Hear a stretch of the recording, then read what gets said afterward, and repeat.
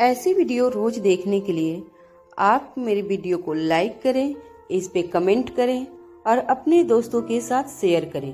और हाँ, अगर आप इस चैनल पे नए हैं तो इसे सब्सक्राइब करना ना भूलें। काफी सालों से सावित्री आयशा के साथ थी। बचपन से रोहित की देखभाल सावित्री ने ही की थी। सावित्री आम आयाओं से काफी अलग थी, पढ़ी लिखी समझदार थी। रोहित ने जब सावित्री को गेमिंग आईडी लिखवाया था तो उन्होंने उसे एक चिट्ठी में अच्छे से लिखकर ठीक मिसेज मारवा के सामने मेज पर रख दिया था, ताकि मिसेज मारवा की नजर उस चिट्ठी पर पड़े। कुछ देर आईडी को देखने के बाद आयशा ने अपने मोबाइल से रिया का आईडी टाइप किया। लाइव स्ट्रीम शुरू होने में अभी काफी वक्त था। मिसेज मारवा रिया की पुरानी स्ट्रीमिंग देखने लगी। रिया जिस तरह से अपने फैंस से बात करती थी, ये देखकर आयशा को भी एक दो बार हंसी आ गई। उन्हें यकीन नहीं हो रहा था कि हमेशा शांत रहने वाला आर्यन इतना विट्टी और इंटरेक्टिव कैसे हो गया था। कुछ देर बाद सावित्री ने मेज पर गर्मा गर्म सूप और खिचड़ी का बाउल रखा। सावित्री ने आयशा के फोन में झांके हुए और कहा, आर्यन बाबा कितने बदल गए हैं ना। अचानक सावित्री की आवाज कानों पर पड़ते ही आयशा चौंक गई। झटके की वजह से उसके हाथ से फोन नीचे फर्श पर गिर गया। फर्श से फोन को उठाते हुए आयशा ने सावित्री से कहा, इतनी जल्दी खाना बनाकर तैयार हो गया क्या? क्या पता खाना ठीक से पकाती भी हो या बस उबाल कर मुझे खिला देती हो। मुस्कुराते हुए सावित्री ने आयशा को जवाब देते हुए कहा, पिछले 1 घंटे से मैं किचन में हूँ। इसका मतलब ये हुआ कि पिछले 1 घंटे से आप आर्यन बाबा की वीडियोज एंजॉय कर रही हैं। सावित्री की बात सुनकर खुद आयशा हैरान रह गई। उसे ये समझ नहीं आ रहा था कि इतनी जल्दी 1 घंटा कैसे बीत गया था। आर्यन की वीडियोज देखने में वो इतनी खो चुकी थी कि वक्त के गुजरने का उसे एहसास ही नहीं रहा।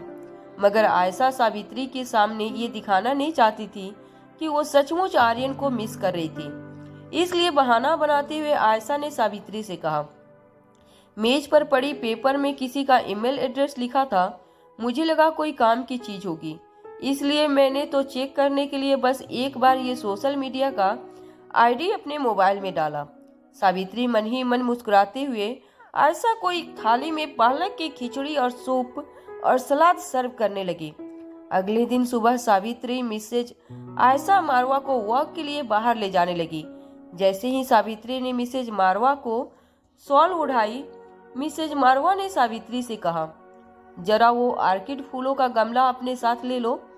ये बात सुनकर सावित्री हैरान रह गई।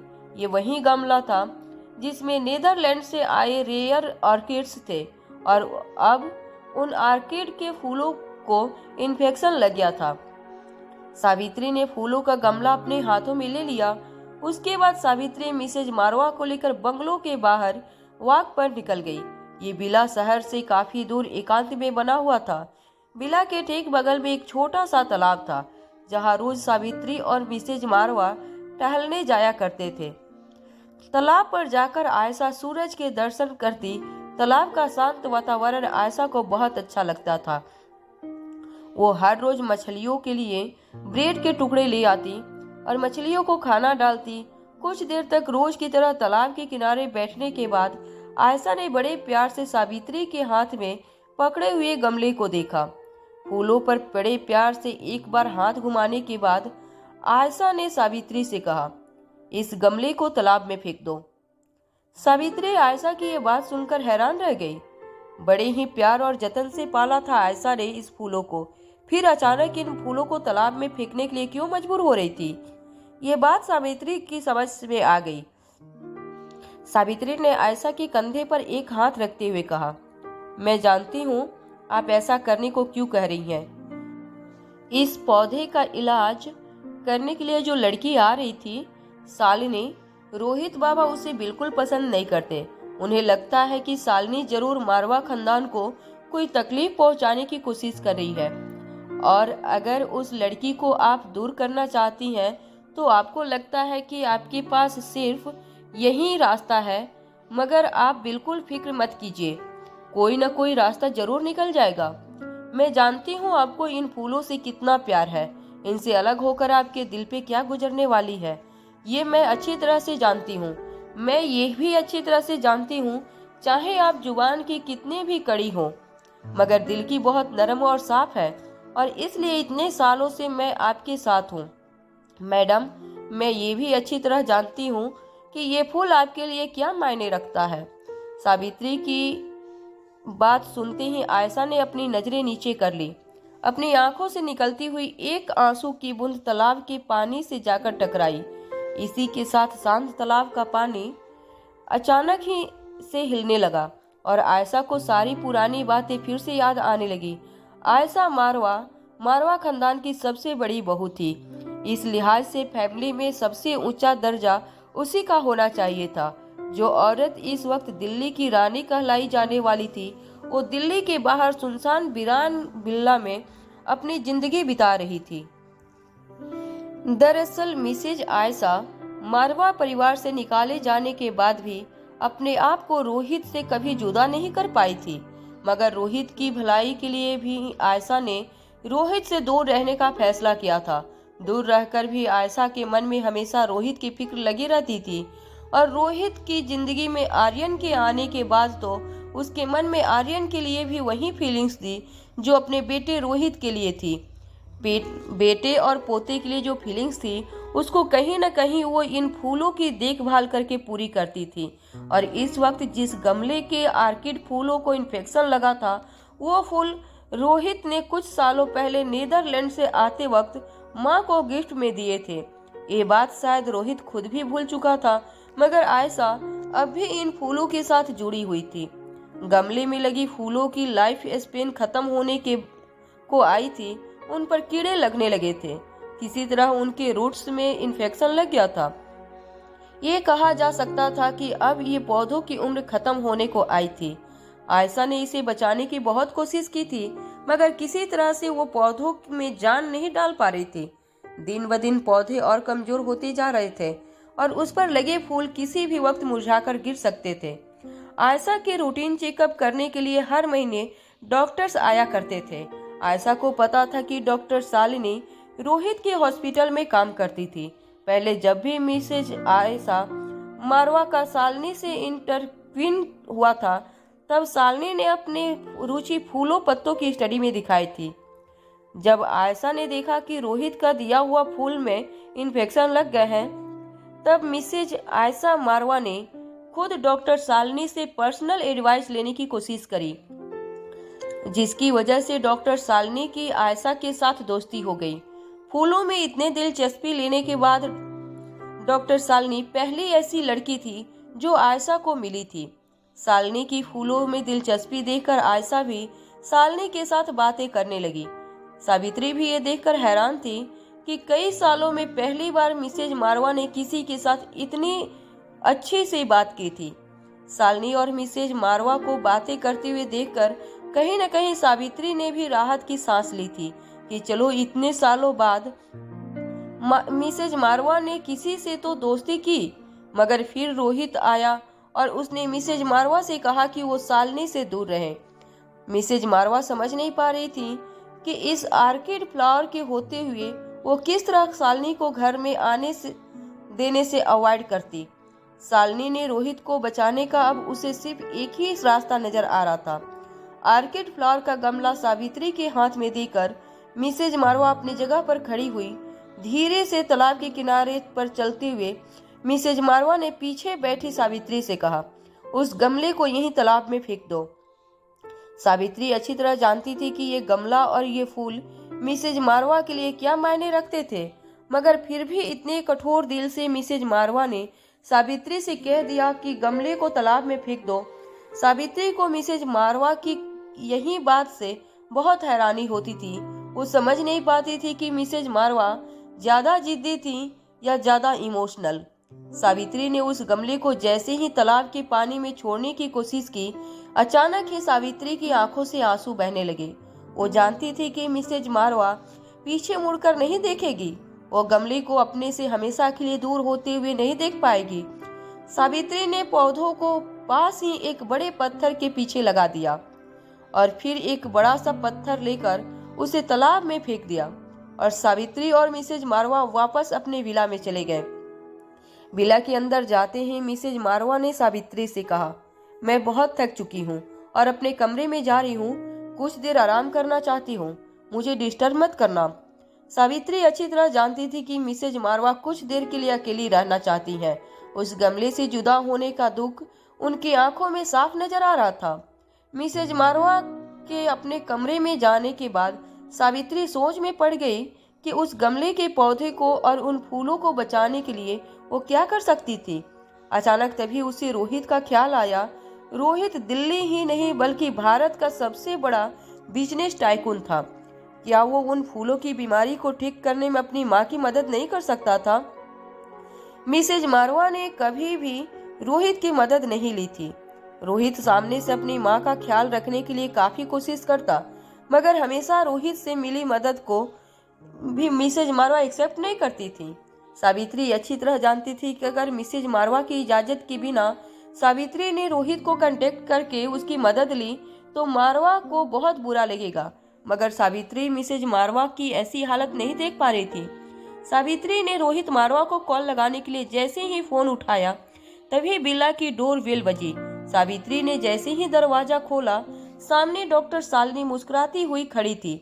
शालिनी ने सावित्री से कहा, हेलो सावित्री जी, मैंने जो सुझाव दिए थे उसके बाद अब वो आर्किड के फूल कैसे हैं? सावित्री अच्छी तरह जानती थी कि आज जो कुछ भी हुआ था वो सब डॉक्टर शालिनी की वजह से हुआ था। एक लंबी सांस छोड़ती हुई सावित्री ने डॉक्टर शालिनी से कहा, आज सुबह वो सारे फूल मुरझा गए और वो पौधा भी अब मर चुका है। ये कहते हुए सावित्री ने शालिनी के मुंह पर दरवाजा बंद कर दिया। सावित्री का ऐसा बर्ताव देखकर डॉक्टर शालिनी हैरान रह गई। शालिनी को पौधे के मुरझाने का कोई गम नहीं था, मगर उसे इस बात का गम था कि पौधे के मुरझाने की वजह से मिसेज आयशा मारवा के पास रहने का मौका शालिनी ने गंवा दिया था। शालिनी ने फिर से एक बार दरवाजा खटखटाया। इस बार जैसे ही सावित्री ने दरवाजा खोला, डॉक्टर शालिनी ने सावित्री से कहा, मैं बस कुछ देर मिसेज मारवा से मिलना चाहती हूँ। बात को टालती हुई सावित्री ने डॉक्टर शालिनी से कहा कि मिसेज मारवा की तबीयत आज बहुत खराब है, वो अपने कमरे में आराम कर रही हैं और आज वो किसी भी गेस्ट को मिलना नहीं चाहती। शालिनी ये बात अच्छी तरह जानती थी कि वो रेयर आर्किड के फूल मिसेज मारवा के लिए जान से भी ज्यादा प्यारे थे। उन फूलों का इलाज करके डॉक्टर शालिनी मिसेज मारवा के बेहद करीब आ सकती थी। कुछ देर शालिनी खामोश खड़ी रही, सावित्री की ओर देखती रही। जब उसे विला के अंदर जाने का और कोई बहाना नहीं मिला तो वो चुपचाप वहां से जाने लगी। शालिनी ने सोचा कि शायद मिसेज मारवा की तबीयत सच में ठीक नहीं होगी, उन्हें फूलों के मुरझाने का गहरा सदमा लगा होगा। शालिनी ने सोचा कि वो कल फिर आकर मिसेज मारवा से मिलने की कोशिश करेगी। जैसे ही सावित्री ने शालिनी के जाने के बाद दरवाजा बंद किया, मिसेज मारवा अपने कमरे से बाहर आई। दरवाजे के पास खड़ी सावित्री से पूछा, कौन था सावित्री? अपनी नजरें झुकाकर सावित्री ने मिसेज मारवा से कहा, डॉक्टर शालिनी आई थी आपसे मिलने के लिए। वो आपसे मिलना चाहती थी, मगर मैंने उनसे कह दिया कि आपकी तबीयत ठीक नहीं है और आज आप किसी से मिलना नहीं चाहती। इसके बाद सावित्री और मारवा खिड़की के बाहर देखने लगे। निराश डॉक्टर शालिनी को बंगलों से बाहर जाते हुए देखकर मिसेज मारवा ने कहा, लड़की बहुत उदास हो गई है, लगता है फूलों के मुरझाने की वजह से उसे भी गहरा सदमा लगा है। काफी सालों बाद मुझे कोई ऐसा दोस्त मिला था जिसे मेरी ही तरह फूलों में दिलचस्पी हो। सोचा था इसकी मदद लेकर हमारे रेयर आर्किड फूलों की पौधे को बचा लूंगी। मिसेज मारवा के कंधे पर हाथ रखते हुए सावित्री ने कहा, मैं भी बहुत खुश थी मैडम, आपको काफी सालों बाद कोई अच्छा लगा था, किसी के साथ आपकी दोस्ती हुई थी। खिड़की के पर्दे बंद करते हुए मिसेज मारवा ने सावित्री से कहा, आजकल फूलों के बारे में जानने वाले लोग बहुत कम बचे हैं। लोगों को फूलों में अपने हर फंक्शन को डेकोरेट करना तो बहुत अच्छा लगता है, मगर उनका ख्याल रखना किसी को नहीं आता। इस बात का जवाब देते हुए सावित्री ने मिसेज मारवा से कहा, आपकी बात बिल्कुल सच है। कुछ दिन पहले मैंने भी अखबार में पढ़ा था, कुछ किसानों की फूलों की खेती बिल्कुल बर्बाद होने वाली थी। तभी फ्लावर गर्ल नाम की किसी लड़की ने फूलों को रोग से बाहर निकालने का एक अच्छा सा नुस्खा बताया था, जिससे फूलों की फसल भी बच गई और सारे किसान मिलकर उस लड़की को दुआएं देने लगे थे। तब से लेकर आज तक न जाने कितने लोगों को मदद की है उस लड़की ने। सावित्री की बात सुनते ही अपनी आवाज ऊंची करते हुए मिसेज मारवा ने सावित्री से कहा, तो ये बात तुमने मुझे पहले क्यों नहीं बताई? हो सकता है उस लड़की की मदद लेकर हम अपने रेयर आर्किड के फूलों को बचा सकते थे। मिसेज मारवा की ये बात सुनते ही सावित्री को भी इस बात का एहसास हुआ। अपना एक हाथ सर पर रखते हुए सावित्री ने मिसेज मारवा से कहा, ये बात मुझे पहले क्यों नहीं सूझी? निराश मिसेज मारवा अपने सर पर हाथ रखकर सोफे पर बैठ गई और सावित्री से कहने लगी, काश तुम्हें ये बात कुछ दिन पहले याद आई होती, हम उस पौधे को बचा सकते थे। सावित्री मिसेज मारवा के घुटनों के पास बैठकर गई और उनसे कहने लगी, हम अभी भी उस पौधे को बचा सकते हैं। मैं जानती थी कि आपको कितना लगाव था उस पौधे से, इसलिए मैंने उस पौधे को तालाब के पास एक पत्थर के पीछे छुपा कर रखा है। और अभी भी देर नहीं हुई है, हमें उस लड़की को ढूंढना होगा। आप इंटरनेट के जरिए उस लड़की का पता लगाइए। अपनी जगह से खड़े होकर मिसेज मारवा ने सावित्री से कहा, तुम अभी के अभी उस तालाब के पास जाओ और उस पौधे को यहाँ लेकर आओ। जल्दी करो, जाओ सावित्री। वहीं दूसरी ओर, वो देखो अनिका, वहां से लेकर यहाँ तक ये सारी जमीन मेरी होगी। इसी खूबसूरत तालाब के किनारे पे मैं अपना घर बनाऊंगी। देख लेना। तालाब के किनारे खड़ी श्रेया अपने दोनों हाथ हवा में लहराते हुए अनिका को ये सारी बातें बता रही थी। तालाब के किनारे एक पत्थर पर बैठी अनिका ने श्रेया से कहा, क्या हो गया है आज तुम्हें? क्या तुम मल्होत्रा हाउस में नहीं रहना चाहती? क्या हमारे साथ तुम्हें अच्छा नहीं लगता?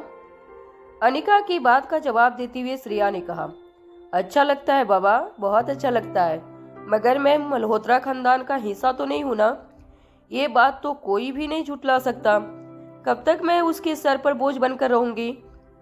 पर मैंने अब तय कर लिया है कि मैं अब दिल्ली छोड़कर कहीं नहीं जाने वाली। यहीं दिल्ली में ही सेटल हो जाऊंगी। अब सारी जिंदगी तुम्हारे मामा के घर पर तो पड़ी नहीं रह सकती ना। ये बात सुनकर अनिका भी सरप्राइज हो गई। तो क्या तुम अब यहीं रहने वाली हो? तालाब के किनारे अनिका और श्रेया दोनों चलने लगे। श्रेया ने अनिका से कहा, हाँ, मैं अब यहीं रहने वाली हूँ और यहीं पर आकर अपने बच्चों को ढूंढूंगी।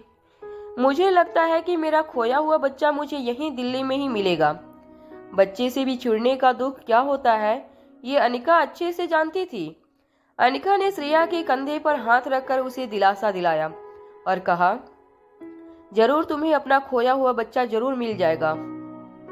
अपने ख्यालों में खोई हुई श्रेया का ध्यान अचानक एक छोटी सी चट्टान के पीछे पड़े एक गमले पर गया। श्रेया ने गमला दिखाते हुए अनिका से कहा, देखो तो, वो क्या है अनिका? इतने खूबसूरत फूलों को कोई ऐसे कैसे एबेंडन कर सकता है? आर्किड के फूल एक गमले में रखे गए थे, इसीलिए श्रेया को ये लगा कि शायद किसी ने इतने खूबसूरत फूलों को यहाँ फेंक दिया है। जब अनिका का ध्यान उस आर्किड के फूलों पर पड़ा तो वो देखकर हैरान हो गई। अनिका जान चुकी थी कि ये वही गमला है और वही फूल थे जिसकी तस्वीर किसी ने अनिका को द फ्लावर गर्ल वाली अकाउंट पर भेजी थी। अनिका देखते ही समझ गई थी कि ये वही फूल थे जिसमें कीड़े लगे हुए थे और ये वही पौधा था जिसमें इन्फेक्शन हो चुका था। गमले को उठाते हुए श्रेया ने अनिका से कहा कि देखो तो जरा, कितने खूबसूरत फूल है ये। ऐसे आर्किड्स तो मैंने इंडिया में पहले कभी नहीं देखे। अनिका ने श्रेया की बात का जवाब देते हुए कहा, हाँ, ये यूरोपियन देशों में पाए जाते हैं। बहुत ही रेयर स्पीसीज हैं ये। अब तो बिल्कुल विलुप्त होने वाली है ये स्पीसीज। मन ही मन अनिका ये भी सोच रही थी कि आखिर गमले के मालिक ने इस गमले को ऐसे फेंक क्यों दिया था। क्या अनिका ने इस गमले के मालिक की बातों का जवाब नहीं दिया था, इसलिए मालिक ने उस गमले को और उस खूबसूरत फूलों को, पौधे को यहाँ पर छोड़ दिया था। गमले के फूलों पर श्रेया ने हाथ घुमाते हुए अनिका से कहा, ये फूल तो वाकई बहुत खूबसूरत है। मुझे लगता है कि मेरे नए घर में इन फूलों से मैं अपने कमरे को सजाऊंगी। क्या किसी तरह हम इस पौधे को इन्फेक्शन से बचा सकते हैं? श्रेया के हाथ में गमला लेकर अनिका फूलों को गौर से देखने लगी। फिर कुछ देर फूलों को देखने के बाद अनिका ने श्रेया से कहा, ठीक है, इसे ले चलते हैं, देखती हूँ क्या कर सकती हूँ। अनिका और श्रेया उस विला के अंदर चले गए जो श्रेया ने बुक करवाया था। विला के गेट के अंदर जाते ही श्रेया ने अनिका से कहा, मुझसे पहले ये विला बहुत बड़े आर्टिस्ट का हुआ करता था। वो नाटक लिखता था और उसमें एक्टिंग भी करता था, मगर मुझे विला बेचने से पहले एजेंट ने मुझे खास वार्निंग दी थी कि ये बगल वाले विला के लोगों से ज्यादा मेलजोल न बढ़ाए, उनसे दूर ही रहे। अनिका ने हैरान होकर श्रेया से पूछा, क्यों? ऐसे कौन से लोग रहते हैं वहां पर जिनसे हमें दूर रहना है? अपने कंधे हवा में उछालती हुई श्रेया ने अनिका से कहा, पता नहीं, मगर मुझसे कहा गया है कि कोई मिडिल एज औरत रहती है वहां पर जो सबसे दूर रहना ही पसंद करती हैं। किसी से मेलजोल बढ़ाना उन्हें अच्छा नहीं लगता। और मुझे यहाँ के एजेंट ने यह भी बताया था कि चुपके से कोई सारे बॉडीगार्ड्स उस औरत के प्रोटेक्शन के लिए विला के आसपास ही घूमते रहते हैं। विला के अंदर जाते ही अनिका को विला का डेकोरेशन और उसकी फर्निशिंग देखकर मन में एक सवाल आया कि ये विला तो काफी एक्सपेंसिव होगा। अनिका ने श्रेया से पूछा, तुम तो छुपा रुस्तम निकली। वैसे तो मुझसे कहा करती थी कि ज्यादा कुछ कमाई या सेविंग्स नहीं करती तुम, और अब इतना महंगा विला खरीद लिया। अनिका के हाथ पर हाथ रखते हुए श्रेया ने धीमी आवाज में कहा, मुझे एक बहुत अच्छी डील मिली है। दरअसल पहले वाले मालिक को ये जगह जल्द से जल्द बेचनी थी, इसीलिए मुझे सिर्फ 1 करोड़ रुपए में ये विला मिला है। अनिका जानती थी कि ये विला शहर से काफी दूर था। प्रॉपर्टी प्राइस इस लोकेशन में ज्यादा नहीं होंगे, मगर अनिका ये भी जानती थी कि जो फर्नीचर और डेकोरेट विला के अंदर किया गया था वो काफी शानदार था। श्रेया को काफी अच्छी डील में ये विला मिला था। विला में एंटर होने के बाद श्रेया काफी एक्साइटेड लग रही थी। श्रेया तेजी से चलने लगी और अनिका को कहने लगी कि चलो मैं तुम्हें पूरा विला दिखाती हूँ। अनिका ने विला को हर तरफ देखा। विला में रखी हर चीज काफी एस्थेटिक और कीमती लग रही थी। अनिका बार बार ये सोचकर हैरान हो रही थी कि 1 करोड़ में इतना वेल फर्निश्ड विला कैसे मिला था श्रेया को। सीढ़ियां चढ़ती हुई श्रेया ने अनिका से कहा कि देखो, ये फर्स्ट फ्लोर है, इसके ऊपर सेकेंड फ्लोर, फर्स्ट फ्लोर पर 3 बेडरूम है, और आओ ऊपर। दूसरे फ्लोर पर जाते हुए श्रेया ने अनिका से कहा, ये देखो, ये मेरी सबसे फेवरेट जगह है विला की। अनिका ने दूसरे फ्लोर को चारों तरफ से देखा, तब उसे रियलाइज हुआ कि ये डांस फ्लोर था, जहां कमरे के चारों ओर शीशे लगे हुए थे। बीच में म्यूजिक सिस्टम और फ्रेश होने के लिए एक शावर एरिया भी बनाया गया था। जब अनिका और श्रेया शावर रूम की तरफ गए तो अनिका ये देखकर हैरान हो गई कि शावर में एक जकूजी और एक बहुत बड़ा टब बाथ लगा हुआ था। हैरान अनिका ने श्रेया से पूछा, क्या तुम्हें सच में ये 1 करोड़ में मिला है? मैं मान नहीं सकती। हालांकि ये प्रॉपर्टी शहर से काफी दूर है, मगर इंटीरियर डिजाइनर और डेकोरेट को देखकर लगता नहीं है कि 1 करोड़ में तुम्हें ये मिला होगा। श्रेया ने अनिका को समझाते हुए कहा कि देखो, मैं कितनी लक्की हूँ। एजेंट ने मुझे बताया कि ये विला का जो प्रीवियस ओनर था वो अपनी गर्लफ्रेंड के साथ यहाँ रहना चाहता था, और कोइंसिडेंस तो ये भी था कि उसकी गर्लफ्रेंड भी एक डांसर थी। उसी के लिए ये सारी चीजें बनवाई गई थी। ये इंटीरियर, ये डेकोरेट उसकी गर्लफ्रेंड की पसंद को ध्यान में रखकर ये सब बनाया गया था। देखो, कोइंसिडेंटली मैंने भी ये बंगलो खरीद लिया। मेरी पसंद और उस घर के मालिक की गर्लफ्रेंड की पसंद काफी सिमिलर निकली। श्रेया ये विला को पाकर बेहद खुश थी। अनिका भी श्रेया के लिए खुश थी, मगर अनिका को इस डील में कहीं कोई गड़बड़ नजर आ रही थी। अनिका ये मानने के लिए तैयार नहीं थी कि इतने सारे कोइंसिडेंस एक साथ हुए थे। अनिका ने बंगलो की सारी डिटेल्स जहांगीर को मैसेज कर दी और जहांगीर को ये पता लगाने को कहा कि इस बंगलो के प्रीवियस मालिक कौन थे और किस तरह ये बंगलो इतनी कम कीमत पर श्रेया को मिला था। श्रेया डांसिंग रूम में आईने के सामने बेले डांस करने लगी। श्रेया बंगलो में आकर काफी खुश नजर आ रही थी। अनिका ने काफी टाइम बाद श्रेया को इतना खुश देखा था। विला के अंदर सजाई हुई हर चीज ऐसी लग रही थी जैसे श्रेया के लिए ही डिजाइन की गई हो। श्रेया ने अनिका का हाथ पकड़कर उसे भी डांस करने के लिए डांस फ्लोर पर बुलाया, मगर किसी तरह अनिका ने अपना हाथ छुड़ाते हुए श्रेया से कहा कि तुम डांस करो, मैं तुम्हारे साथ डांस करूंगी तो तुम डांस करना भूल जाओगी। श्रेया ने अपने डांस से स्टेप कंटिन्यू करते हुए अनिका से कहा कि तुम इतनी बोरिंग क्यों हो यार। कुछ देर अनिका श्रेया को डांस करते हुए देखने लगी। श्रेया को डांसिंग हॉल में छोड़कर अनिका छत पर चली गई। आसपास का लोकेशन इतना खूबसूरत था कि अनिका के मन में आया कि हर आदमी को रिटायरमेंट के बाद ऐसी ही किसी जगह पर घर लेना चाहिए, बिल्कुल सुकून और शांति की जिंदगी। तभी अनिका के फोन पर जहांगीर का मैसेज आया। जहांगीर ने अनिका को सारी डिटेल्स भेजी थी जो उसने मंगवाई थी। बंगलो श्रेया से पहले राम कपूर नाम के किसी आदमी का हुआ करता था, मगर हैरान कर देने वाली बात ये थी कि इस राम कपूर ने सिर्फ 15 दिन पहले ही ये विला खरीदा था। अनिका ये सोचकर हैरान हो गई कि आखिर ऐसी क्या बात हो गई होगी, इस इंसान ने सिर्फ 15 दिन के अंदर ही श्रेया को यह विला बेच दिया। तभी जहांगीर ने एक और मैसेज अनिका को भेजा। दूसरा मैसेज पढ़ते ही अनिका चौंक गई। राम कपूर ने ये बंगलो 15 दिन पहले आकाश गुलेरिया को बेचा था।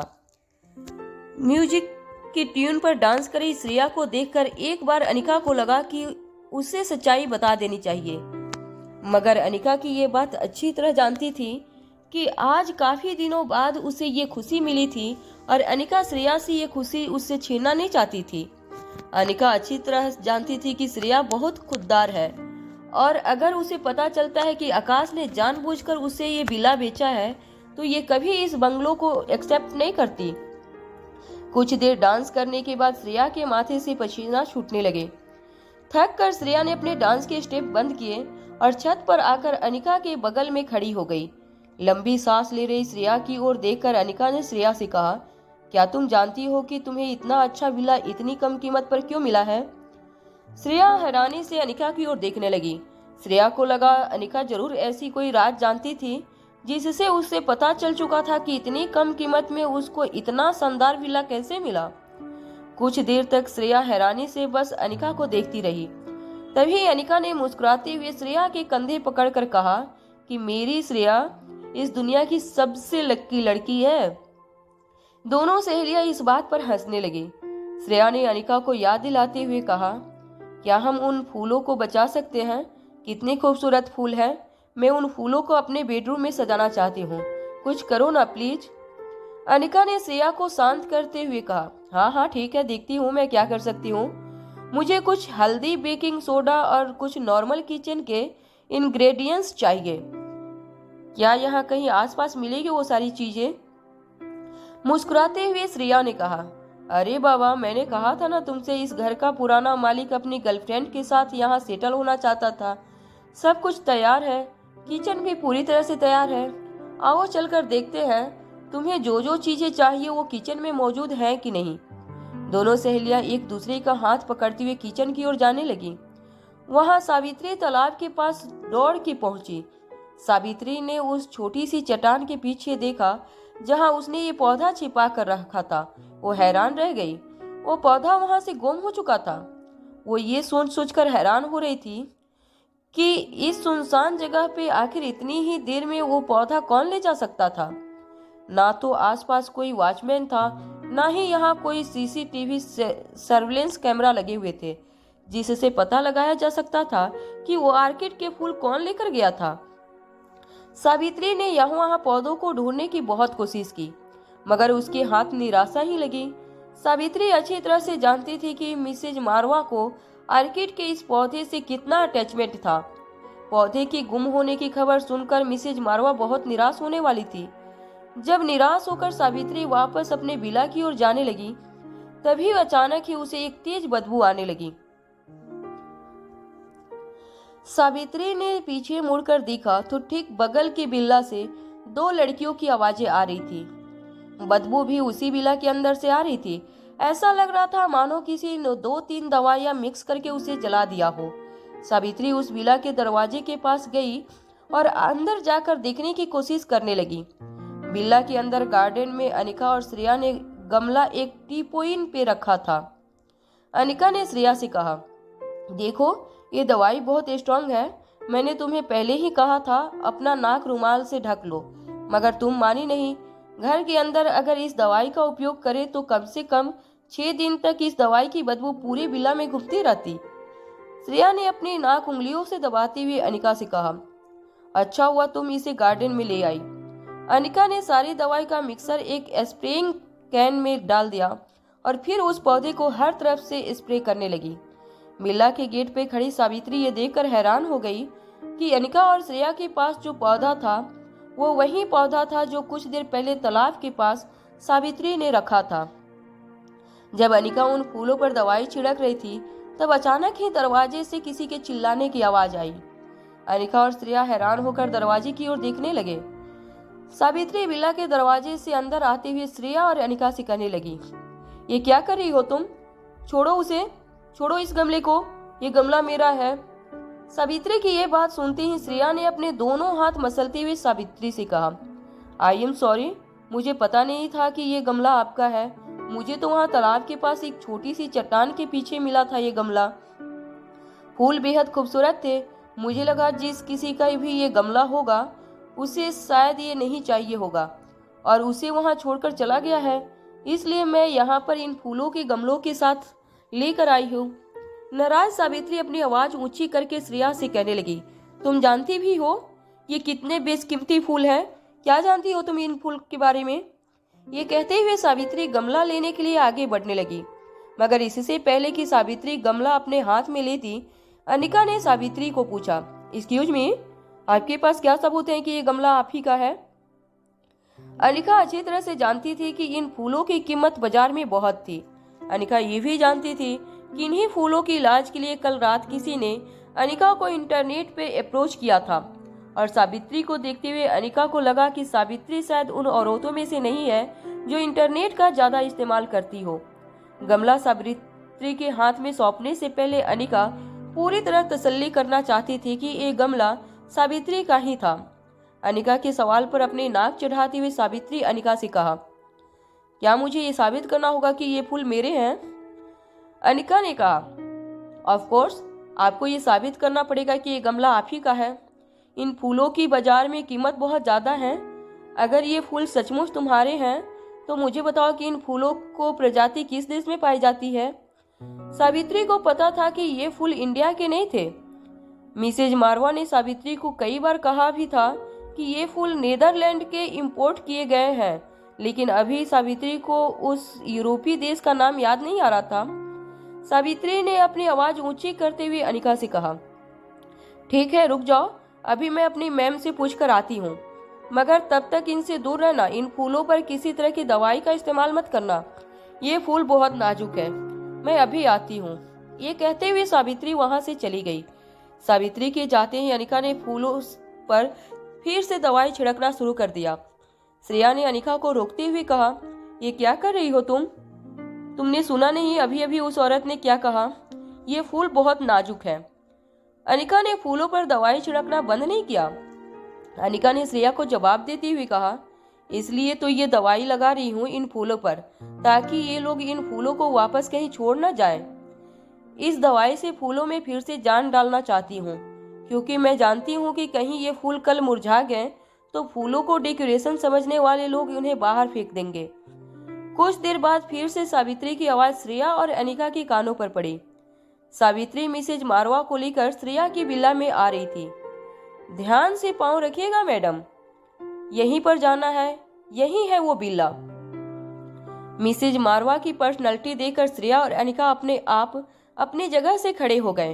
हालांकि श्रेया और अनिका दोनों ही बहुत खूबसूरत लड़कियां थी, मगर मिसेज मारवा की पर्सनालिटी देखकर श्रेया और अनिका दोनों इम्प्रेस हो गए। बड़ी बड़ी आंखों, कानों में बड़ी बड़ी बालियां, बिल्कुल एक समान काले और सफेद बाल, श्योर सिल्क की साड़ी पहनने का ऐसा परफेक्ट तरीका अनिका और श्रेया ने पहले कभी नहीं देखा था। मिसेज मारवा को देखकर अनिका को ऐसा लग रहा था मानो किसी महान पेंटर की पेंटिंग से वो अभी अभी चलकर बाहर निकली है। श्रेया से रहा नहीं गया। श्रेया ने अनिका का हाथ पकड़कर कहा, कितनी खूबसूरत है आंटी, देखो जरा उन्हें। इससे पहले अनिका श्रेया को शांत करती, सावित्री की नजर अनिका ने के हाथ में पकड़े हुए स्प्रे केन पर पड़ी।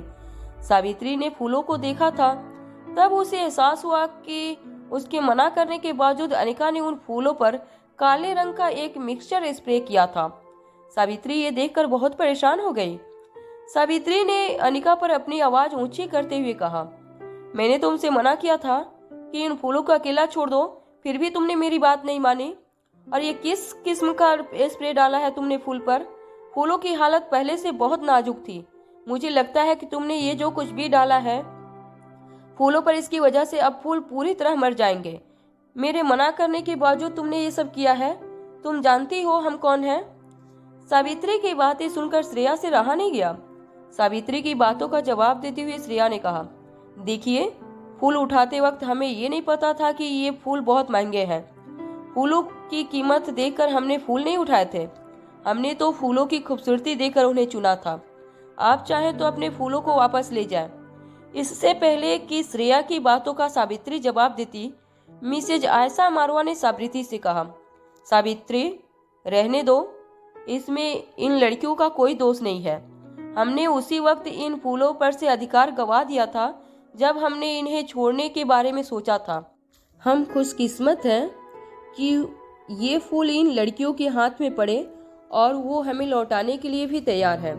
मिसेज मारवा की बात सुनते ही श्रेया की जान में जान आई। एक लंबी सांस छोड़ते हुए श्रेया ने मिसेज मारवा से कहा, मैडम, हम तो फ्लावर को ट्रीट करने की कोशिश कर रहे थे। ये दवाई भी हमने घर पर बनाई है। दवाई से आ रही तेज बदबू की वजह से मिसेज मारवा ने श्रेया से कहा, ये दवाई बहुत स्ट्रांग है और ये फूल बहुत नाजुक। इतनी स्ट्रांग दवाई को इतने नाजुक फूल बर्दाश्त नहीं कर पाएंगे। श्रेया मेडिकल साइंस के बारे में ज्यादा कुछ नहीं जानती थी, मगर सामने खड़ी औरत को जो कुछ भी कह रही थी वो बात कहीं न कहीं श्रेया को भी सही लग रही थी। अनिका ने गमला अपने हाथ में उठाते हुए मिसेज मारवा से कहा, मुझे लगता है आने वाले 2 दिनों में सारे कीटाणु मर जाएंगे। बस लगातार 2 दिनों तक इस दवाई से इस फूलों पर स्प्रे करना होगा। सावित्री आगे बढ़कर अनिका के हाथ में पकड़े हुए गमलों को देखने लगी। फूलों की ओर देखकर सावित्री ने कहा, मुझे नहीं लगता इन फूलों में दोबारा जान लौटेगी। इस दवाई की वजह से फूलों की पंखुड़ियां गिरने लगी है। मुझे लगता है कुछ ही देर में ये मुरझा जाएंगे। देखो, मैं जानती हूँ कि तुम फूलों को बचाने की कोशिश कर रही थी, मगर इन फूलों को बचाने के लिए हमने काफी कोशिश की है। फूलों के बारे में जानकारी रखने वालों की मदद भी ली है। फिर तुम तो इतनी छोटी सी लड़की हो। मुझे लगता है तुम दोनों अभी कॉलेज में पढ़ती हो। क्या जानती हो तुम फूलों के बारे में? फूलों पर इस तरह प्रयोग करने से पहले तुम्हें 10 बार सोचना चाहिए था। मिसेज मारवा बड़े गौर से अनिका को देखने लगी। अनिका की आंखों में न तो पछतावा था और न ही उसके किए का कोई भी डर अनिका की आंखों में साफ नजर आ रहा था। सावित्री को शांत करवाते हुए मिसेज मारवा ने कहा, कोई बात नहीं सावित्री, गमला ले लो, हम फूलों को वापस घर ले जाएंगे। गमला उठाते हुए सावित्री ने कहा, जब आपने मुझसे कहा था कि गमले को तालाब में फेंक दो, तब मैं जानती थी कि आपके मन में गमले से दूर होने का कितना दुख था। इसलिए मैंने गमला बचाकर तालाब के पीछे छुपा दिया था। मगर उस वक्त मैं जानती थी कि तेज हवा या तेज धूप में ये पौधा पूरी तरह नष्ट हो जाएगा। मुझे क्या पता था कि ये पौधा हमें वापस भी मिल जाएगा, मगर इन दोनों बच्चियों की वजह से हम पौधा हमेशा के लिए खो देंगे। इससे पहले कि सावित्री और कुछ कहती, मिसेज मारवा ने सावित्री को आंखें दिखाकर चुप रहने को कहा। सावित्री और मिसेज मारवा पौधा वापस अपने बिला में ले जाने लगे। बिला से निकलते ही सावित्री ने मिसेज मारवा से कहा, अगर इन पौधों को कुछ हो गया, कल अगर ये फूल मुरझा गए तो मैं इन लड़कियों को छोड़ूंगी नहीं, कह देती हूँ मैडम। मिसेज मारवा ने अपनी धीमी मगर प्रभावशाली आवाज में सावित्री से कहा, कल फूल मुरझा जाते हैं तो हमारी किस्मत। ये बात मैंने जिंदगी के तजुर्बे से सीखी है। जो तुम्हारा है उसे तुम्हारे पास से कोई नहीं छीन सकता, और जो तुम्हारा नहीं, लाख चाहने पर भी तुम्हारे साथ नहीं रहेगा। पुराना इलाका सुनसान होने की वजह से मिसेज मारवा की धीमी आवाज भी साफ साफ श्रेया और अनिका को सुनाई दे रही थी। मिसेज मारवा की आवाज, उनकी बातें, पर्सनालिटी को देखकर ऐसा ही लग रहा था कि ये कोई आम औरत नहीं थी। मिसेज मारवा की बातें सुनकर श्रेया की आंखों में अचानक ही चमक आ गई। श्रेया ने बड़ी बड़ी आंखों से अनिका की ओर देखते हुए कहा, कमाल की औरत थी वो। न सिर्फ खूबसूरत थी बल्कि कमाल की बातें भी करती थी।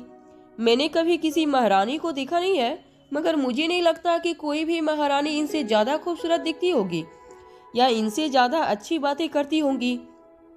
उनके केयर टेकर ने कहा भी था कि ये किसी मामूली खानदान से नहीं है। लगता है मुझे पता लगाना पड़ेगा कि ये औरत कौन खानदान से बिलोंग करती है। फूलों के गमले को घर में लाने के बाद सावित्री ने बड़े ध्यान से फूलों के गमले को टेबल पर रखा। वो काला मिक्सचर हटाने की कोशिश करने लगी। टिश्यू पेपर से बड़े ही सॉफ्टली सावित्री ने हर पत्ती से अनिका की छिड़की हुई दवाई को हटाने की कोशिश की, मगर फूल इतने नाजुक थे कि जरा सा प्रेशर लगाने पर वो टूट सकते थे। कुछ देर कोशिश करने के बाद सावित्री ने टिश्यू पेपर नीचे रख दिया। जब मिसेज मारवा ने देखा कि सावित्री उस स्प्रे की हर बूंदों को फूलों पर से हटाने में नाकाम हुई थी, तब वो निराश होकर अपने कमरे में चली गई। उस रात मिसेज मारवा ठीक से सो नहीं पाई। सारी रात उनके मन में बस एक ही ख्याल था, सुबह का सूरज उगते ही क्या वो अपने प्यारे फूलों को देख पाएगी या नहीं। सुबह सुबह सावित्री की आवाज से मिसेज मारवा की आंखें झटके से खुली। मिसेज मारवा ने बेडरूम के बाहर सावित्री जोर जोर से मिसेज मारवा को बुला रही थी और कह रही थी, जल्दी आइए मैडम, जल्दी आइए, देखिए फूलों को क्या हुआ है। मिसेज मारवा को अब यकीन हो गया था कि उनके लाख बचाने की कोशिश के बावजूद वो आर्किस्ट के रेयर फूल बचा नहीं पाए थे। वैसे तो मिसेज मारवा ने एक दिन पहले ही उन फूलों के गमले को तालाब के किनारे छोड़ने का फैसला कर लिया था, मगर वो कहा जाता है ना कि अपनों की कीमत अपनों के दूर जाने के बाद ही पता चलती है। मिसेज मारवा दौड़कर बिला के ठीक बगल में लगे हुए ग्रीन हाउस में पहुंची। गमले की ओर इशारा करते हुए सावित्री ने मिसेज मारवा से कहा, वो देखिए मैडम, क्या हुआ है फूलों को। जब मिसेज मारवा फूलों के पास गई तब ये देखकर हैरान हो गई कि फूलों पर लगे काले दाग जा चुके थे। भले ही फूलों में जान अभी भी नजर नहीं आ रही थी, मगर ऐसा लग रहा था कि फूलों पर लगे कीड़े मिट चुके थे। मिसेज मारवा ने पीछे खड़ी सावित्री ने उससे पूछा, मैडम क्या पौधा ठीक हो गया है? क्या ये फूल बच जाएंगे? मिसेज मारवा ने ना में अपना सर हिलाते हुए कहा, नहीं, ऐसा नहीं है, कीड़े जरूर मिट गए हैं। मुझे लगता है कल जो स्प्रे फूलों पर डाला गया था, उस स्प्रे की वजह से फूलों की हालत और सीरियस हो गई है। ये किसी भी वक्त मुरझा सकते हैं। इन डेलिकेट आर्किस्ट फ्लावर को पेस्टिसाइड से दूर रखना चाहिए। मुझे लगता है उन लड़कियों को ये बात पता नहीं थी। पेस्टिसाइड में हार्मफुल के केमिकल्स होते हैं, जिसकी वजह से इन डेलिकेट फ्लावर को बहुत नुकसान पहुंचा सकता है। जब सावित्री ने उन फूलों को बिल्कुल करीब से देखा तो सावित्री ने मिसेज मारवा से कहा, मुझे लगता है उस लड़की को फिर से बुलाना पड़ेगा। सावित्री ने अपनी बात आगे बढ़ाते हुए कहा, मैडम एक बात कहूँ, कल मैंने ही आपसे कहा था कि उन दोनों नादान लड़कियों की वजह से हम हमारे इन फूलों को खो देंगे, मगर आज इन फूलों को देखकर लग रहा है कि अभी भी उम्मीद है। क्या आपको लगता है मुझे फिर से दोनों दिए स्प्रे को उन फूलों पर लगाना चाहिए? हमने इतनी दवाइयाँ इस्तेमाल करके उन फूलों को बचाने की कोशिश की है। कुछ देर सोचने के बाद मिसेज मारवा ने सावित्री से कहा, ठीक है, बड़े आराम से स्प्रे करना। स्प्रे डालकर फूलों को धूप में छोड़ देना। 2-3 घंटे बाद आकर देखेंगे क्या हालत है हमारे फूलों की। सावित्री ने फूलों पर स्प्रे किया और उन्हें धूप में रख दिया। जब 4 घंटे बाद सावित्री ग्रीन हाउस में फिर से फूलों को देखने आई तो वो फूलों को देखकर हैरान रह गई। सावित्री जोर जोर से चिल्लाकर अपनी मैडम को बुलाने लगी, मैडम मैडम आइए देखिए, फूलों में तो नई जान आ गई है। जब मिसेज मारवा ने बाहर आकर गमले के फूलों को देखा तो उनके चेहरे पर एक बड़ी सी मुस्कान आ गई। कुछ देर अपने मन में कुछ सोचने के बाद उन्होंने सावित्री से कहा, जरा पता लगाओ वो लड़की कौन थी जिन्होंने इन फूलों को नया जीवन दान दिया है। मिसेज मारवा की ये बात सुनते ही सावित्री दौड़कर अपने बिला से निकलकर श्रेया की बिला की ओर जाने लगी। कुछ देर तक सावित्री श्रेया की बिला की डोरबेल बजाती रही, मगर काफी देर इंतजार करने के बाद जब किसी ने रिस्पॉन्स नहीं किया तो सावित्री निराश होकर वापस अपने बिला में चली गई। सावित्री ने मिसेज मारवा से कहा, बिला तो बिल्कुल खाली पड़ा है, वहाँ कोई नहीं है इस वक्त। मिसेज मारवा शायद काफी सालों में पहली बार किसी से मिलने के लिए इतनी बेसब्र हो रही थी। मिसेज मारवा ने सावित्री से कहा, एक काम करो, यहाँ के प्रॉपर्टी मैनेजर से कांटेक्ट करो, उसके पास जरूर उस लड़की का नंबर होगा। वहाँ तेज कार में श्रेया जोर जोर से म्यूजिक बजा रही थी। अनिका कार ड्राइव कर रही थी। श्रेया अपने बिल्ला को लेकर बहुत ही ज्यादा खुश और एक्साइटेड नजर आ रही थी। श्रेया अनिका के साथ आर्यन को अपना नया बिल्ला दिखाने ले जा रही थी। पीछे खामोश बैठे आर्यन की ओर मुड़ते हुए श्रेया ने आर्यन से पूछा, क्या तुमने कभी किसी के घर के बाहर बहती हुई नदी देखी है? एक तरफ नदी, एक तरफ तालाब, किनारे बहुत सारे कमल के फूल। तुम्हें जानकर बहुत खुशी होगी कि तुम्हारी श्रेया मासी ने बिल्कुल ऐसा ही एक सुंदर सा बिल्ला लिया है अपने लिए। अब से कुछ दिनों बाद श्रेया मासी उसी बिल्ला में रहेगी। तुम हर हफ्ते आना मुझसे मिलने अपनी इस बोरिंग और बिजी माँ को लेकर। हम सब मिलकर बहुत मस्ती करेंगे। कुछ देर खामोश रहने के बाद आर्यन ने अपनी धीमी और सॉफ्ट आवाज में श्रेया से कहा, हमारे बड़े बंगलों में दादी माँ ने एक बहुत बड़ा आर्टिफिशियल पॉन्ड बनवाया है। श्रेया समझ नहीं पा रही थी कि कोई इतने बड़े घर में कैसे रह सकता था जहां पर एक आर्टिफिशियल पॉन्ड बनाया गया हो। हैरान श्रेया ने आर्यन से पूछा, ये तुम्हारे पापा मिसेज रोहित मारवा बंगलों में रहते हैं या किसी किले में? श्रेया की बात बड़े ही इनोसेंटली जवाब देते हुए आर्यन ने कहा, मासी, मैंने भी आज तक हमारा बंगलो पूरी तरह से नहीं देखा।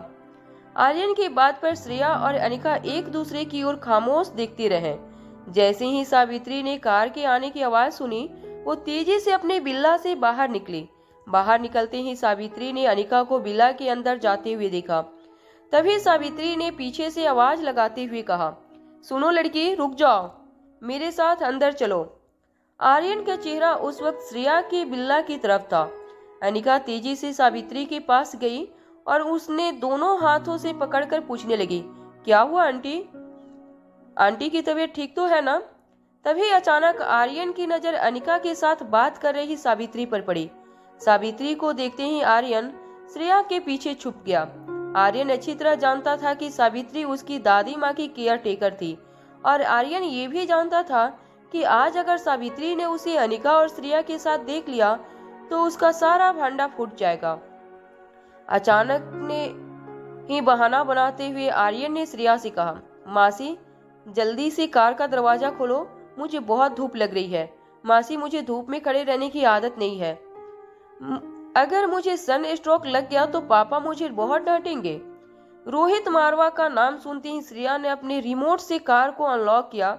जैसे ही कार में आर्यन बैठा, श्रेया और अनिका के पीछे मिसेज मारवा ने के बिल्ला में चली गई। मिसेज मारवा को ग्रीन हाउस के बगल में खड़े देखकर श्रेया और अनिका एक दूसरे को देखने लगे। उन्हें लगा था कि सावित्री ने उन्हें इसलिए इतनी जल्दी बुलाया था क्योंकि शायद वो लेडी किसी तकलीफ में थी। श्रेया ने धीमी आवाज में पूछा, आंटी की तबीयत तो ठीक लग रही है, फिर तुमने हमें इस तरह यहाँ क्यों बुलाया?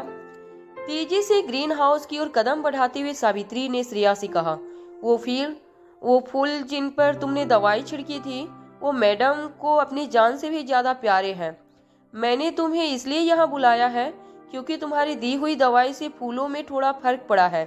अगर तुम्हें देखकर बताओ, क्या वो बच सकते हैं? अनिका ग्रीन हाउस के अंदर स्लीपर्स पहनकर चली गई। श्रेया और सावित्री ग्रीन हाउस के गेट के पास ही खड़े रह गए। अनिका ध्यान से उन फूलों का निरीक्षण करते हुए देख मिसेज मारवा ने अनिका से कहा, क्या तुम बता सकती हो कि इन फूलों में फिर से जान आ सकती है? मैं जानती हूँ इन फूलों की लाइफ बहुत कम होती है, मगर किसी तरह अगर इन फूलों को बचा सको तो ये बहुत बड़ा एहसान होगा तुम्हारा मुझ पर। अनिका ने अपने हैंडबैग में से एक नोट पैड निकाला और कुछ लिखने लगी। अनिका ने मिसेज मारवा से कहा, मैं आपको कुछ मेडिसिन लिख कर देती हूँ, आप मेरे दिए गए मिक्सचर्स के साथ ये दवाइयाँ भी डालिए। अपनी नजरें नीचे करते हुए मिसेज मारवा ने अनिका से कहा, मैंने हमेशा अपने फूलों को पेस्टिसाइड से दूर रखा है। पेस्टिसाइड्स फूलों पर बहुत ज्यादा असर छोड़ती है, जिसकी वजह से फूल वक्त से पहले मुरझा जाते हैं। अनिका ने नोटपैड पर लिखते हुए कहा, बिल्कुल सही कहा आपने, और इसलिए मैं जो मेडिसिन लिख रही हूँ वो आप आसानी से घर पर बना सकते हैं। इसमें कोई केमिकल नहीं मिलता, मगर इन दवाई का असर बाजार में मिलने वाली पेस्टिसाइड से ज्यादा होगा, विद नो साइड इफेक्ट। आप इस मेडिसिन के साथ मेरा दिया हुआ स्प्रे लगातार 3 दिन तक अप्लाई कीजिए। फूलों को आप जितना समझती हैं उतने नाजुक होते नहीं है वो, बस उन्हें सही परवरिश चाहिए होती है। अनिका ग्रीन हाउस के बाहर जाने लगी। अनिका को रोकते हुए मिसेज मारवा ने कहा, क्या मैं तुम्हें कांटेक्ट कर सकती हूँ? क्या तुम अपना सोशल मीडिया अकाउंट मुझे शेयर करोगी? मैं तुम्हें परेशान नहीं करूंगी। मैं जानती हूँ आजकल की लड़कियां काम में कितना बिजी होती हैं, मगर मुझे अपने फूलों को फिक्र है। अगर उनके साथ कोई इमरजेंसी आई तो मैं तुम्हें कांटेक्ट कर सकती हूँ। अनिका ने अपने पर्स से अपना फोन निकाला और मिसेज मारवा के साथ अपना सोशल मीडिया आईडी शेयर किया। उसके बाद वो श्रेया के साथ मिसेज मारवा की विला से बाहर चली गई। अनिका और श्रेया के जाने के बाद सावित्री भी बाजार सामान लेने चली गई। तभी मिसेज मारवा के घर डॉक्टर शालिनी आ पहुंची। शालिनी को अपने पास आते हुए देखकर मिसेज मारवा ने कहा, अरे तुम यहाँ कैसे? अपने चेहरे पर एक फेक मगर प्यारी सी मुस्कान लाती हुई डॉक्टर शालिनी ने कहा, मैं यहाँ आपके फूलों को देखने आई हूँ। इससे पहले कि डॉक्टर शालिनी आगे कुछ कह पाती, मिसेज मारवा ने उसे रोकते हुए कहा, थैंक यू फॉर हेल्प, मगर उन फूलों को ऑलरेडी ट्रीटमेंट मिल चुकी है। शालिनी ने अलग अलग वेबसाइट पे कई लोगों से पूछताछ की थी कि इस आर्किस्ट को कैसे ठीक किया जाए, मगर किसी ने भी उसकी मदद नहीं की थी। ज्यादातर लोगों ने फूलों को तस्वीर देखने के बाद यही कहा था कि इन फूलों की लाइफ स्पेन खत्म हो चुकी है और बहुत जल्दी ये मुरझा जाएंगे। अभी डॉक्टर शालिनी ये सब कुछ सोच ही रही थी कि मिसेज मारवा ने शालिनी से पूछा, क्या और कोई काम था तुम्हें? अपने ख्यालों से बाहर आती हुई शालिनी बड़ी बड़ी आंखों से मिसेज मारवा को घूरने लगी। रोहित मारवा के नजदीक जाने का आखिरी मौका शालिनी ने अपने हाथ से निकलता हुआ देख रहा था। मिसेज मारवा का ट्रस्ट जीतने के लिए शालिनी को जल्दी ही कोई दाव खेलना था। शालिनी ने मिसेज मारवा की आंखों में देखते हुए कहा, मिसेज मारवा, क्या आपको पता है कि आपका बेटा किसी को पसंद करता है? मिसेज मारवा को शालिनी की बात बहुत अजीब लगी। मिसेज मारवा ने शालिनी से कहा, नहीं, मैं नहीं जानती और मैं जानना भी नहीं चाहती। ये कहकर मिसेज मारवा अपने बंगले का दरवाजा खोलकर अंदर जाने लगी। तभी पीछे से शालिनी ने उन्हें रोकते हुए कहा, आप बेशक अपने बेटे की लव लाइफ के बारे में न जानना चाहती हो, मगर आपको अपने ग्रैंडसन की तो फिक्र है ना? शालिनी की ऐसी बात सुनकर मिसेज मारवा हैरानी से शालिनी की ओर देखने लगी। शालिनी ने अपनी बात आगे बढ़ाती हुई कहा, जो लड़की इस वक्त मारवा के साथ प्यार का नाटक कर रही है वो एक बहुत ही शातिर और चालाक लड़की है। अगर मिसेज मारवा ने उसके साथ शादी कर ली और उसे अपने घर ले आए तो पता नहीं वो नन्हे आर्यन का क्या हालत करेगी। पहले से ही आर्यन बहुत अकेले और गुमसुम रहते हैं। अगर ऐसी सौतीली माँ घर में आ गई तो पता नहीं उसकी क्या हालत हो जाएगी। मिसेज मारवा का मारवा खानदान से मिलजोल बहुत कम था। वो आर्यन से भी बहुत कम बार मिली थी, मगर आर्यन उनके दिल के बहुत करीब था, उतना ही करीब जितना रोहित था। मिसेज मारवा बहुत समझदार औरत थी, किसी की कही सुनी बातों पर इतना जल्दी विश्वास नहीं करती थी। अपने सारे का पल्लू अपने कंधों से खींचते हुए मिसेज मारवा ने शालिनी से पूछा, क्या नाम है उस लड़की का? डॉक्टर शालिनी ने एक फेक इनोसेंट चेहरा बनाती हुए कहा, जी आंटी, अनिका। अनिका गुलेरिया नाम है उस लड़की का। मिसेज मारवा ये नहीं जानती थी कि अभी अभी कुछ देर पहले जो लड़की उसके ग्रीन हाउस में आकर उनके फूलों को ट्रीटमेंट देकर गई थी उसका नाम अनिका गुलेरिया था। मगर वो ये जानकर जरूर हैरान थी कि वो लड़की जिसने अपना सोशल मीडिया आईडी बताया था उस आईडी में भी गुलेरिया सरनेम का इस्तेमाल किया गया था। इस बात को महज एक कोइंसिडेंस समझकर मिसेज मारवा ने अपने मन से निकाल दी। अपने बंगले का दरवाजा बंद करने से पहले मिसेज मारवा ने डॉक्टर शालिनी से पूछा, क्या मैं तुम्हारी और कोई मदद कर सकती हूँ? मिसेज मारवा का ऐसा रिएक्शन देखकर डॉक्टर शालिनी ने उनसे कहा, क्या आपको कोई फर्क नहीं पड़ता इन सब बातों से? मिसेज मारवा ने बिना किसी एक्सप्रेशन से शालिनी से कहा, देखो शालिनी, तुम्हें पहले भी कह चुकी हूँ, रोहित की पर्सनल लाइफ में मैं कोई दखल अंदाजी नहीं करती, और अगर तुम मेरा इस्तेमाल करके रोहित के नजदीक जाना चाहती हो तो मैं तुमसे कह दूं कि तुम्हारा प्लान बिल्कुल कामयाब नहीं होगा। इससे पहले कि शालिनी मिसेज मारवा को इस बात का जवाब देती, मिसेज मारवा ने शालिनी के मुंह पर बंगले का दरवाजा बंद कर दिया। डॉक्टर शालिनी ये अच्छी तरह जान चुकी थी कि रोहित के करीब पहुंचने का मौका उसने हमेशा हमेशा के लिए गंवा दिया था। वो रास्ता जिस पर चलकर डॉक्टर शालिनी रोहित तक पहुंचना चाहती थी, वो रास्ते का दरवाजा अभी अभी रोहित मारवा की मां ने शालिनी के मुंह पे बंद कर दिया था। कुछ देर बाद सावित्री सारा सामान लेकर बाजार से वापस विला लौट आई। विला लौटते ही सावित्री ने देखा कि मिसेज मारवा आंगन में झूले पर बैठ के कुछ सोच रही थी। झूले के पास पड़े एक टेबल पे सामान को रखते हुए सावित्री ने कहा, मिसेज मारवा को पूछा, मैडम क्या हुआ आपको, क्या सोच रही हैं? क्या मेरे जाने के बाद कोई आया था? सावित्री की इस बात के जवाब में मिसेज मारवा ने बस इतना कहा, रोहित किसी लड़की से प्यार करने लगा है। ये बात सुनते ही सावित्री के चेहरे पर मुस्कान आ गई। सावित्री ने आंखों में चमक के साथ कहा, चलो आखिरकार बाबा को कोई पसंद तो आई, ये तो बहुत खुशी की बात है। मगर जब सावित्री ने देखा मिसेज मारवा के चेहरे पर कोई खास खुशी नहीं थी, तो अपनी बात बदलते हुए सावित्री ने कहा, हाँ मगर बाबा की ये बात भी बहुत गलत है। अगर उन्हें कोई पसंद आ गई है तो उन्हें उससे आपको मिलवाने यह ले आना चाहिए था।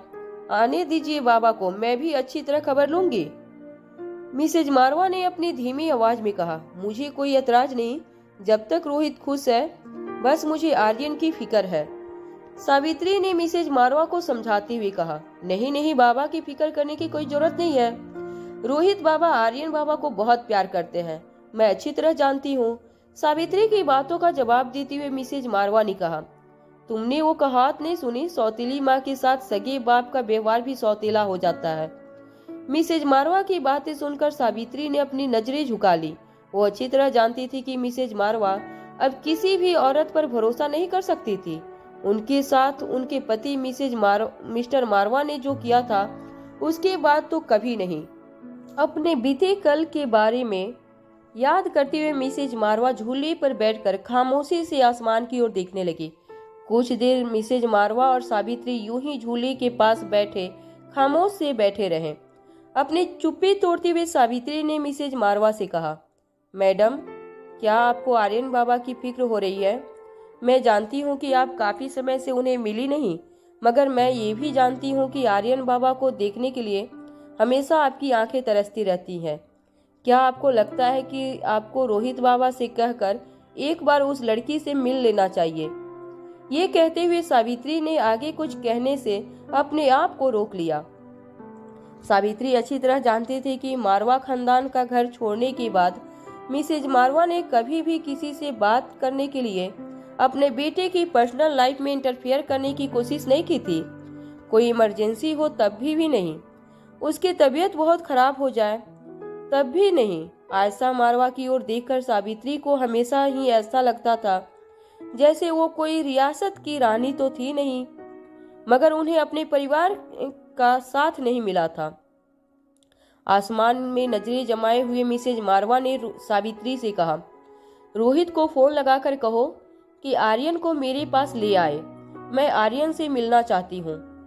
मारवा खानदान का घर छोड़ने के बाद पहली बार मिसेज मारवा ने रोहित के साथ कांटेक्ट करने की इच्छा जताई थी। मिसेज मारवा की ये बात सुनकर सावित्री के चेहरे पर मुस्कान आ गई। सावित्री तेजी से आंगन से निकलकर बंगलो के अंदर मिसेज मारवा का फोन लेने के लिए चली गई। आसमान से घर लौट रहे पंछियों को देखकर मिसेज मारवा को अपने बीते हुए कल की एक बात याद आने लगी। बहुत साल पहले की बात थी, जब मिसेज मारवा को पता चला कि उनके पति के किसी और स्त्री के साथ संबंध थे। जिस इंसान पर उन्होंने अपनी जान से भी ज्यादा भरोसा किया था, उसी ने उन्हें धोखा दिया था। रोहित के पापा ने आयशा से साफ कह दिया था कि वो अपने नए रिश्ते में बेहद खुश है और वो उस औरत को बहुत प्यार करते थे। मगर आयशा मारवा को जिंदगी का धक्का तब लगा जब रोहित के पापा ने उनसे कहा कि वो औरत उनके बच्चे की मां बनने वाली है। आयशा मारवा समझ चुकी थी कि अब रोहित के पापा की जिंदगी में उनकी कोई जगह नहीं थी। उनके सामने बस एक ही रास्ता था, डाइवोर्स। मगर मिसेज आयशा मारवा ने भी अच्छी से समझती थी कि डाइवोर्स लेने का ये भी मतलब था कि रोहित से आने वाले दिनों में मारवा खानदान के सारे अधिकार छीन लिए जाते, क्योंकि रोहित के पापा और उस औरत का होने वाला बच्चा खानदान का नया वारिस होता। मिसेज मारवा ने सोच लिया था कि वो अपने बेटे को लेकर एक नई जिंदगी की शुरुआत करेगी वो किसी भी कीमत पर नहीं चाहती थी कि मारवा खानदान के हक और अधिकार रोहित से छीन लिए जाए। आयशा मारवा डाइवोर्स के बारे में सोच ही रही थी, तभी रोहित की दादी ने आयशा को सुझाव देते हुए कहा कि वो अपने फैसले पर और एक बार सोच ले। कुछ दिनों के लिए मारवा खानदान से, रोहित से और रोहित के पापा से दूर रहकर एकांत में अपने आप से ये सवाल पूछे कि उसे डिवोर्स चाहिए या नहीं। दादी माँ के कहने पर आयशा कुछ दिनों के लिए अपने स्वामी जी के आश्रम में चली गई। 15 दिन आश्रम में लगातार अपने आप से बातें करने के बाद आयशा मारवा इस नतीजे पर पहुंची थी कि चाहे कुछ भी हो जाए, वो रोहित के पास से मारवा खानदान के हक और अधिकार नहीं छीनेगी, चाहे उसे उसके लिए रोहित से दूर ही क्यों न रहना पड़े। जहां तक आयशा की बात थी, तो उनके औरत होने के स्वाभिमान को ठेस पहुंची थी। बहुत बड़ा धोखा पहुंचा था। वो किसी भी कीमत पर अब रोहित के पापा के साथ शादी के बंधन में नहीं रहना चाहती थी। ये फैसला लेकर जब वो आश्रम से वापस मारवा हाउस पहुंची, तब उन्होंने देखा कि रोहित के दादाजी रोहित के पापा पर जोर जोर से चिल्ला रहे थे। इतनी गैर जिम्मेदार कैसे हो सकती है ये औरत? रोहित के पापा उस औरत का हाथ पकड़कर खड़े थे। उस औरत के पेट में 5 महीने का बच्चा था। रोहित के दादा और दादी काफी परेशान लग रहे थे। रोहित के पापा रोहित के दादा से बस इतना ही कहे जा रहे थे कि इसने जानबूझकर नहीं किया है, ये सब गलती हो गई। ये जानबूझकर ऐसा कभी नहीं कर सकती। मैं जानता हूँ इसे अच्छी तरह। हम दोनों बहुत प्यार करते हैं एक दूसरे से। आयशा मारवा समझ नहीं पा रही थी कि आखिर किस बात को लेकर इतना बड़ा टेंशन चल रहा था। तभी एक नौकर ने आकर आयशा से कहा कि रोहित बाबा को किसी ने किडनैप कर लिया है। उनका कोई अता पता नहीं। लोग कह रहे हैं कि बच्चा चुराने वालों ने ये काम किया है। वो लोग रातों रात बच्चा चुराकर पता नहीं किस देश में बेच देते हैं। रोहित के वापस मिलने की उम्मीद बहुत कम थी। ये खबर सुनते ही आयशा मारवा पूरी तरह से टूट चुकी थी। वह रोहित के दादाजी ने अपने बंगले में रखे साइड टेबल पर पड़े हुए लैंप को उठाया और जोर से जमीन पर उस लैंप को फेंकते हुए कहा, अगर मेरे बच्चे रोहित को कुछ हो गया तो याद रखना, मैं तुम दोनों को कभी माफ नहीं करूंगा। उस वक्त रोहित की उम्र 5 या 6 साल की थी। दादाजी के पैरों के पास घुटनों के बल बैठकर रोहित के पापा ने उनसे कहा, पिताजी, मैं जानता हूँ कि आप सब रोहित को लेकर बेहद दुखी हैं।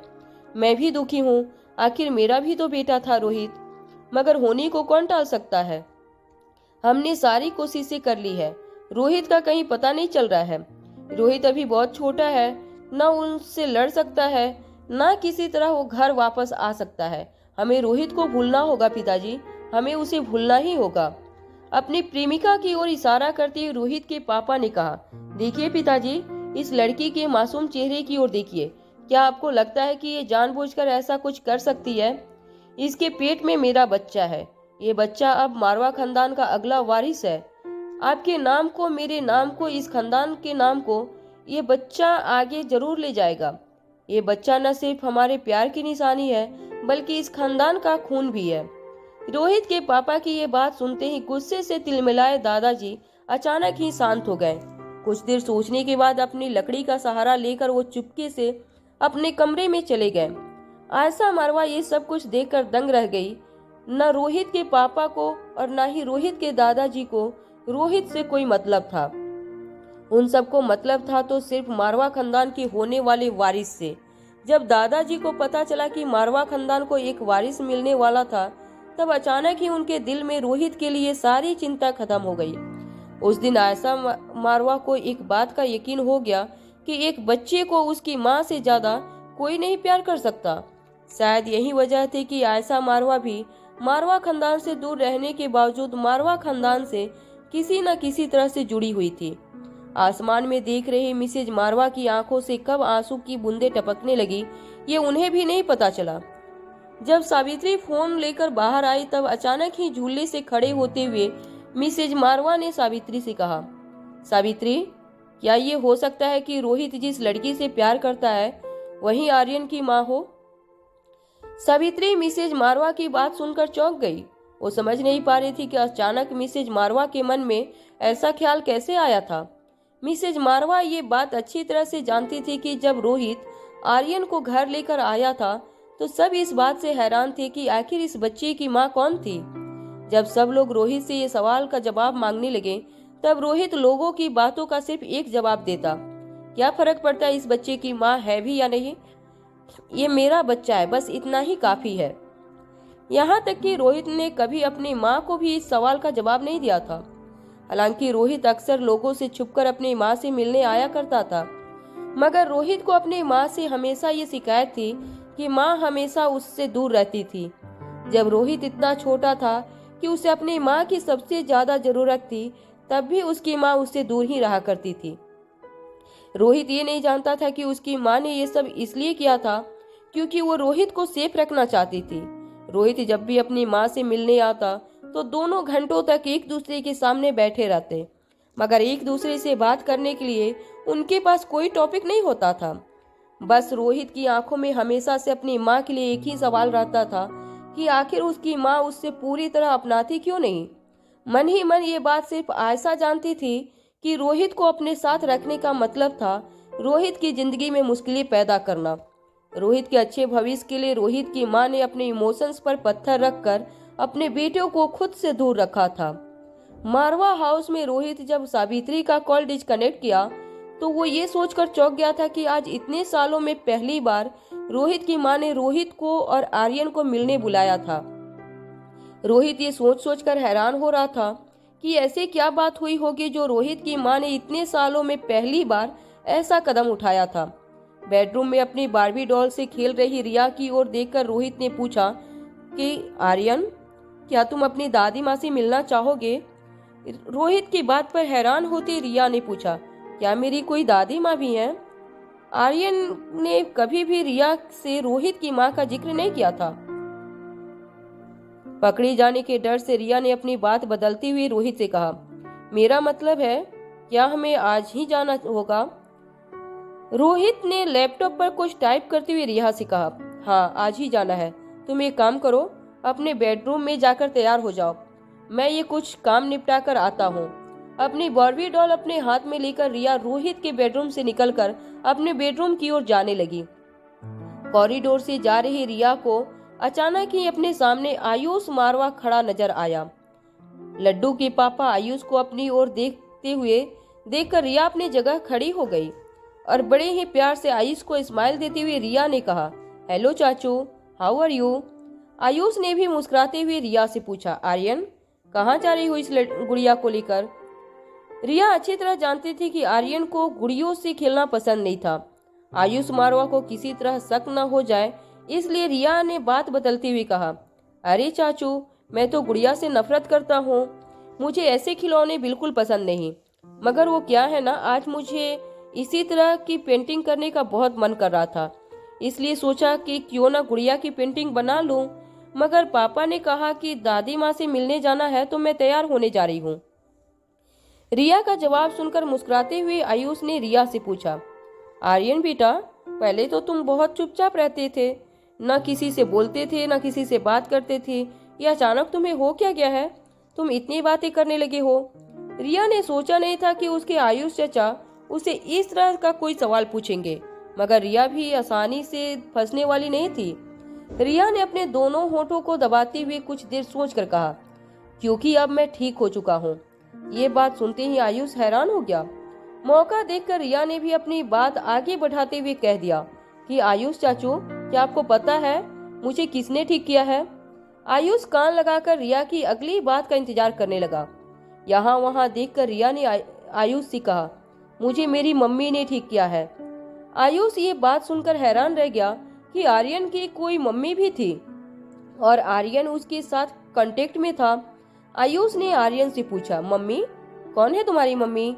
आयुष चाहता था कि बस किसी तरह उसे कोई ऐसी बात मिल जाए जिससे वो रोहित को परिवार में नीचा दिखा सके। रिया ने अपने हाथ मसलते हुए आयुष से कहा, जानते हो चाचू, मेरी मम्मा कौन है? मेरी मम्मा मेरे पापा की गर्लफ्रेंड है। यह वीडियो आपको कैसी लगी कमेंट करके जरूर बतलाइएगा। और मेरी पहले वाली चैनल डिलीट हो गई है तो मुझे सपोर्ट करने के लिए मेरे चैनल को सब्सक्राइब जरूर कीजिएगा और अपने दोस्तों के साथ शेयर जरूर कीजिए।